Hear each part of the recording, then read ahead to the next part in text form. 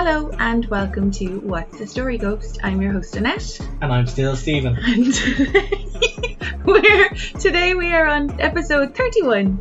Steven, have you ever heard of Crumlin Road Gaol? Not the jail, but my mother's from Crumlin Road in Dublin, if that's any use. No, it's Northern Ireland. Your mum's not from Sorry, what you may have heard there is the stutterings of me about to try and attempt a Northern Irish accent. You butcher it? No, I carry on with the story. So today we are going to cover Crumlin Road Gaol. This episode is a teeny bit rough. It does mention suicide, so if that's a little difficult for you to listen to, totally understand. You don't have to listen to this episode. And then the rest of the episode is just the usual spooky stuff. We crack on? Crack-a-lackin'. There's something about an underground tunnel. I don't know what it is. I just don't like them. And I've only ever used one once in Birmingham to go under a very busy road, but they scare the holy bejesus out of me. I blame Harry Potter for this fear. They're too dark and dank and a little too anything could happen to you here, and there's nothing you could do about it because you're underground. So when I heard there was a jail in Northern Ireland, which is no longer in use, thank God, with an underground tunnel connecting the jail to the courthouse, I thought, well, this should be terrifying. MH Prison Belfast, also known as Crumlin Road Gaol, or colloquially known as the Scrum, was built in 1846. Designed by Charles Lanyon, the prison took 2 years to construct, covers an area of 10 acres, and cost £60,000 to build, nearly £8.1 million today. The prison closed in 1996, is now a registered listed building, and is the only Victorian-era prison in Belfast still standing. The prison was reluctantly called home by approximately 25,000 prisoners throughout its 150-year history. The first 106 inmates, who were men, women and children, were forced to walk from Carrickfergus prison to Crumlin Road Gaol, shackled together in chains. The prisoners consist of 6 awaiting deportation, 17 currently serving sentences. Of those 17, 6 were described as lunatics, and the remainder were awaiting trial. With no vehicle to aid the transfer, they would have made the 10 to 12 mile journey through towns and villages, very clearly prisoners to passers-by. That kind of anxiety would have to leave a mark on your soul. Children from disadvantaged working class families were often imprisoned at the jail for offences such as stealing food or clothing in the early years. In 1853, 13-year-old Patrick McGee had been sentenced to 3 months in prison for stealing a loaf of bread after being left to fend for himself. Along with his 3-month sentence, a clearly sadistic judge also sentenced the poor lad to 10 whips. It was said that he pleaded with the judge, but this was at a time when child labour was normal and children were thought of as young adults, so the judge probably thought it's just another phony plea not to have to pay for his crime. But the fear of being whipped must have been too much for the little one.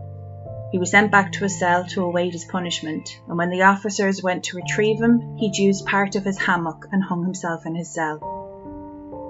Nowadays, a young boy is often seen running through the corner of your eye, and he's been heard to say hello.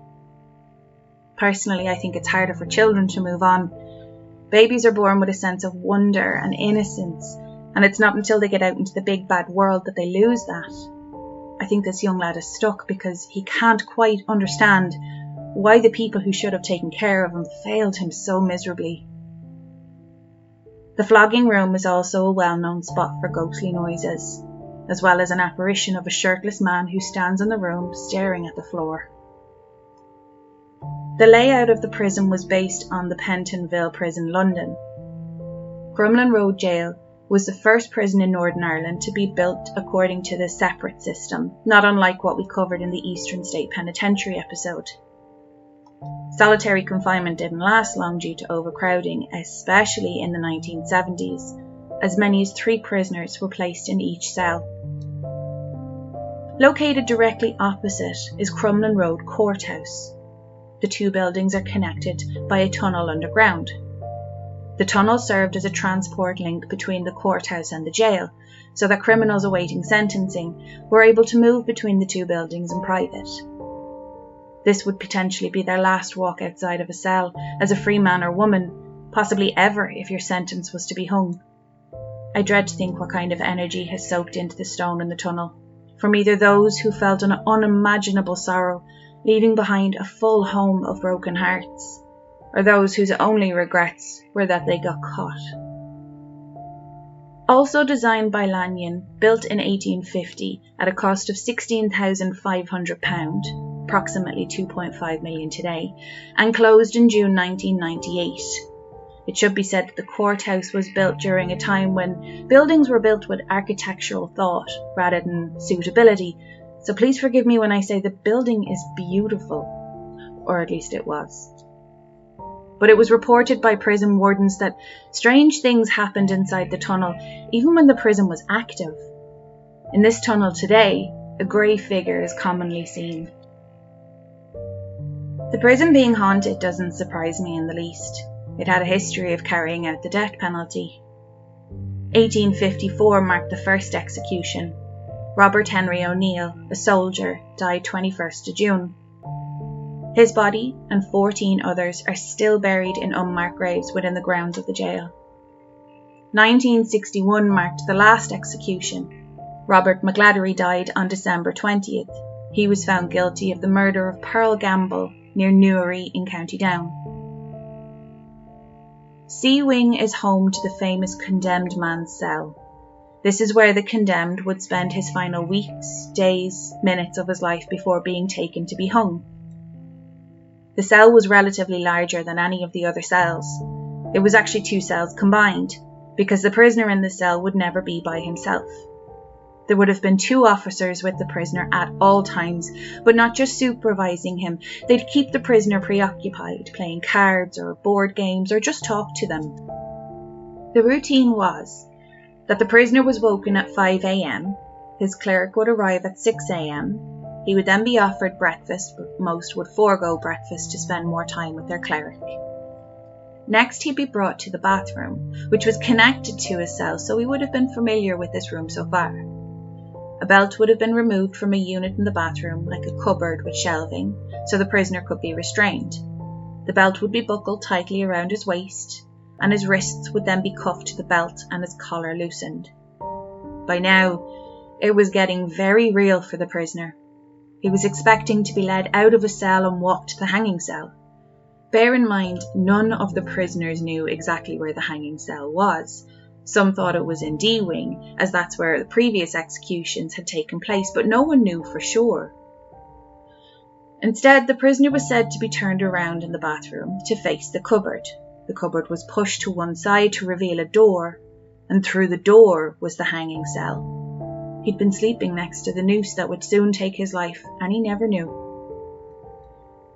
The cell below the basement, named the drop cell, is the place where the dead man is said to dangle until he's dead. God only knows what poor souls are condemned to haunt that awful room, the last room they would have seen. The noose still hangs to this day. The prison might be responsible for only 17 executions, but there were countless deaths in the prison. Some due to sickness or old age, some due to brutality from the officers, and some died by murder from another inmate.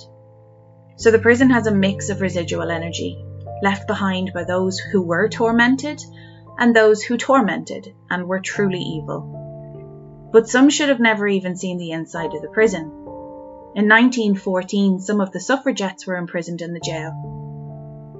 Now, these were not your pretty dresses and ribbons in your hair kind of ladies. The suffragettes were housed in A Wing, and 2 of the most high-profile prisoners were Dorothy Evans and Madge Moore, who were famously arrested for possession of explosive substances after arson attacks. Not forgetting November 1924, Eamon de Valera was arrested and held in solitary confinement for a whole month for illegally entering Northern Ireland. B Wing is home to the padded cell. This cell is reportedly the most terrifying in the entire jail. People have reported being touched or pushed while inside the cell. There are often reports of a dark figure appearing in the corners and an overwhelming sense of unease by visitors. It's also home to a ghostly prison warden, whose loud footsteps can still be heard. People have also reported seeing a large dark figure that drifts from cell to cell. Could this be the warden still carrying out his daily duties? D-Wing is said to be home to the ghost of a man who stands in the doorways and simply watches what visitors are doing. Doors in this wing are known to slam shut of their own accord. Objects get thrown across rooms or just simply vanish into the air in D-Wing. There are several ghosts living in the jail, and they're all happy to let you know they're still there. It's hard to know who is who, or how many spirits and energies roam the corridors. The sounds of doors slamming and disembodied voices, male, female and children begging for help resonates through the building and will continue until those serving eternal sentences find peace. What do you think of that story? That's interesting. I was googling some googly stuff. The tunnel looks creepy as hell. It does, doesn't but it? It's the straightest line tunnel. I know. You can see one end to the other. Like, how long is that tunnel, do you know? Oh, I don't know. It's like the length of a road, I suppose. So you've got your two. And how long is a road? No, but not the length. Sorry, the width of the If road. I asked your dad that question, he'd tell me the length of a piece of string. I'll find out for you. Hang on one sec. That's it. Now, I don't know where in the prison and where in the courthouse. Yes. So it's literally just a two-way road, path on either side, and then the entrance to both buildings. But I don't know. So if it's 100 metres... It's probably... less. That's not as long, but it does look pretty long. Bear in mind, you're taking that walk and you're going to be as reluctant as you can because you're held in the jail until you get your sentence. And then you get your sentence and you have to walk back. And you know that walk is the last walk you're going to do outside as a free person. Or, like I said, ever, if it turns out you're going to be executed. It's funny you should mention that because when you said the walk, I was like, do you remember the walk of shame scene from Game of Thrones? Oh, what was the thing they shouted at her? Oh, they just shouted shame. Shame, yeah. That's probably what they were trying to avoid. Because there's a lot of, like, now it'd be different because now you'd have, like, photographers and newspapers and everything outside the courthouse. But back then, if, like, say, for instance, the last person who was hung was actually the last person who was executed in Ireland as well, not just Northern Ireland. But he had murdered who it turns out was his distant cousin. So they were all from the same area. So they would have all had family and friends and blah, blah, blah, blah. So if his court case, which it turned out it was publicised because a newspaper interviewed him before he even knew he was under question, they would have been standing outside the court waiting to hear the verdict. Given the chance if they were really, really angry about it, they could have absolutely pelted him out of it. Yeah. So I can see where the advantage for safety. They probably didn't care too much about the prisoners in 1800. But they were like, Jesus, poor old Tommy from the Gar Club has to walk your man across the road and he keeps getting tomatoes in the face. Yeah, but I don't... For now he's afraid of a sliotar. A sliotar is an Irish ball used for the sport of hurling. I have to keep reminding myself that we have international listeners.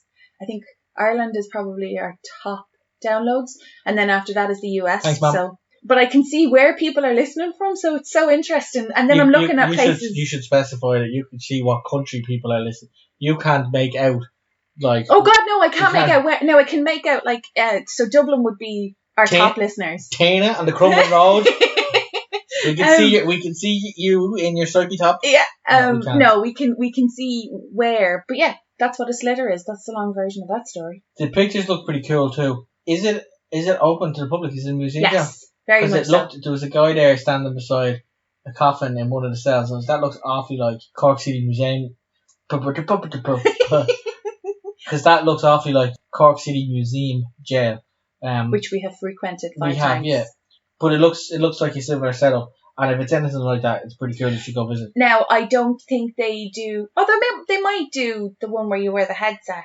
But any of the tours that I've seen online, all the information I got from the condemned man's cell was from a lovely girl who did a YouTube video. Now, they didn't have a transcript, so I had to literally listen to her beautiful, somewhat northern accent and then try and translate it. So I really hope I got all of it right. But they do tours, but I think there's one tour guide who was actually a prisoner. Ooh. Yeah, so you get that inside feel of what it was really like to be there. Is this the guy in your story or the guy in Love It? No, I am the guy in one of the tours that I was watching on YouTube It's not just someone's reading from a book and said, okay, well, this happened at this date and I'm going to tell you this. You actually get like the real inside kind of experience. I think the tickets are a little bit cheaper online, but at the door they're still fairly okay. And everything goes back into the prison. And again, if it means that you get to keep it as a historical place and you get to learn about history, because the boys will never know what it's like to grow up during something as tumultuous as the Troubles. So, exactly. So keeping places like Kilmainham Jail or Crumlin Road Jail, keeping places like that with the tourism coming in, keeps that Irish bit of history alive. Because a lot of, again, I'll mention the Troubles, a lot of the IRA were in and out of that prison. Yep. So there's a lot to do with basically how our history shaped itself in that and Kilmainham and all these other Dublin or Irish jails. So it's nice to know that any of the money goes straight back in to kind of keeping the place, unlike Eastern State Penitentiary where you have to wear a hard hat and sign a waiver to say, if the ceiling falls on me, I will not sue. Don't haunt us. That's the only thing I'd be worried about. It is supposed to be one of the most haunted places, and I'm like, I really want to go because I know we're, an hour and a half away? Yes. Hint, hint, wink, wink. I'd love to go. I would absolutely love to go. The only thing I did notice on one of the tours is that the lady had to take her kid out of the buggy when they were going through the tunnel, but I'm not sure I'd want to bring the kids into the tunnel. Because kids pick up on ghosts, and I don't want them having full-on conversations. Why is there tomato on your head? I'd be like, okay, we're leaving now. Thank you, goodbye. Tell me about the condemned man cell. Is there a ghost associated with that? Well, nobody actually dies in the cell. Just the hanging bit. That's basically the ensuite. You go in the door to the cell. It's 2 cells. It's quite big. And then to the right in the room, as you're looking into the room, there's the door to the bathroom. And then it just looks like it's the bathroom. And the cabinet, it's on a rail or it's on wheels. The belt and your toothbrush and not your candy floss, your tooth floss and stuff. Yeah. And behind that, so I've never brushed my teeth again. I know, right? So you're lying in the room, or you're I don't know, doing your business in a room, and you don't realise that you're going to be dead the next time you come into this room or come through this room. You go through that door, and then there's like, how do I explain this? There's like a balcony around the hanging noose, because when you drop, you go into the drop basement. Yeah. Or the drop cell, as they call it. So I imagine if anyone's lingering around, it's in that room, upstairs and downstairs. Because unfortunately, and I know it's a bit gruesome to mention, hanging isn't necessarily always a quick way to go. It's 50-50. If your neck snaps, you're good as gold. Done. Your troubles are over. If not, you could be up there for God knows how long, and we don't need to go into that. So I imagine the drop cell and the hanging cell, and the noose is still there, and it's pristine. It's like it's been used 17 times. I'm like, oh, it's the actual rope and everything. I don't know if it's the actual rope. I'd say it's been taken down and refurbished, or I don't know, treated or something to make sure it could not. It might just be a replica. I don't know. Well, then on that note, did you just say not? Yes, it is. He's such a dad. Go on, sorry. Let's just start with the lone hanger, the condemned man. Condemned man. So I some of these, I have a couple of options. This one I have one. So this character, or this guy, Sam Reckon, played a character in the Green Mile called Wild Bill, and he was just not there in his head. Oh. Nobody liked him because he was an absolute deviant. So it depends on how you want to go. Okay. But he was spitting on people and doing other unsanitary things. But he was just an unhappy and an unsettled man. Okay. So that was a choice there. That is a reason that the guards were sometimes left with the condemned man for the couple of weeks up until his hanging, though. It was to keep him in his right frame of mind as well as keep him preoccupied. Exactly, yeah. So, yeah, please don't go mad at the thought of us hanging you until we actually, come to that day. Yeah. Well, you mentioned Name and Valera. In this little synopsis of movie we have, it's probably a very small part. But if you want to put a big player in there for a serious movie, Cillian Murphy. Yes. Yeah. But if you want a bit of a happier tone, a bit of a jolly mint, so to speak, you could stick our man Graham Norton in there. I could see that. He'd be an amazing president. He would be Flash. He'd be something. Hi, I'm your president. Here's some gin. Made it myself. His gin is amazing. Oh my God, ask Rebecca. Anyway. You can't remember anything for days Not after a thing. How about the guard, Kevin James? He plays Paul Blart. Yes. He would be a funny guard. He would be, because he doesn't do anything that's I can never remember which word is which for good or evil spirit, but he doesn't come across as an angry or a vicious spirit that is, attacking anybody or throwing anything at anyone. He just walks up and down the corridors, kind of like you would hear that ambient kind of atmosphere of someone just doing the rounds, basically. So that would work. I like that. This guy you might know. You've probably seen him because we haven't watched the latest series. And it's not Jerry Maguire, it's Jeremy Maguire. He's a young lad. He's probably 10 or younger. Okay. Probably older now. But he is the most recent addition to Modern Family. He probably was a baby in the last ones we've seen, but he's a little bit older now. No, he's not ringing any bells. But is that who you picked for the young character? That's who I picked for the young character, yeah. Okay, good. That was so sad when I read that. Because I read it and it was just the bare bones of the story, 13-year-old, blah, blah, blah, blah. And then I went into it, and because he doesn't have a name. Yeah. He does have a name, sorry. Because he didn't have any family, there's not really much history that I can read into his circumstances. It was just literally, the story went from, I read the bare bones, and then when I started reading more into it, it was like he was literally just left for dead. I don't know if it's that his parents were killed or died, or he was just orphaned in some tragic way, but he just stole a loaf of bread and got 3 months. And the 3 months he thought he could do. He's Aladdin, but just got caught. Essentially, yeah. But it was just the thought of the lashings that he couldn't cope. He couldn't cope. And I can't even imagine what that kind of fear would even feel like. And if that's the last thing you feel before you die, you're sticking around. That's unfinished business. You can't cross over. You can't. I don't know where people go afterwards. I have no idea. They probably all go down the local pub. I don't know. But that would stick a spirit with. What would that pub be called? The Graveyard. The Grave Diggers, maybe. I've been there. That's actually a really good spot. One of my old work colleagues used to swear by. He used to live in the vicinity, and he absolutely loved the idea of the hatch in the wall. He used to tell us the history, and it was called the Grave Diggers because they used to feed the guys who dug the graves, and there's a hatch in the wall that. Well, are we saying feed them? But it was mostly just beer. You don't really want a ham sandwich. You want a pint of Guinness to get on with your job. That's it, though. It's just liquefied stew, really. But we went and we did I don't know if they still do it now. I would name my pub Clouds, by the way. Not Cloud9, because there's copyright infringement. But the tour that we did, the guy got us a drink. It was part of our package, and it was a shot of probably some cranberry something or other, and then some yellow shot, like it could have been schnapps or something. But whatever way they leveled around each other, the red didn't mix with the yellow, and the yellow didn't mix with the red. And then he was like, "Would anyone like a shot of blood and bile?" And I was like, "Oh, this smells amazing, but now it's all I can taste." But it was really good. But it was really I would have been looking at him with an empty glass going, "Refill, please." It was really, really tasty. Do you want my 2 suffragettes? Yes, please. Okay, so I went a bit. Don't mind the time travel here, but I went wild. We can guess one. What is Kathy Bates? Of course, yeah. Absolutely. Because she has to play a badass. She has to be included. Otherwise, the show has nothing. And his name you probably won't know is Glynis John. Okay. Glynis John played Winifred Banks in what movie? Yes, Mary Poppins. Mary Poppins. And she is the epitome of what she said these people weren't.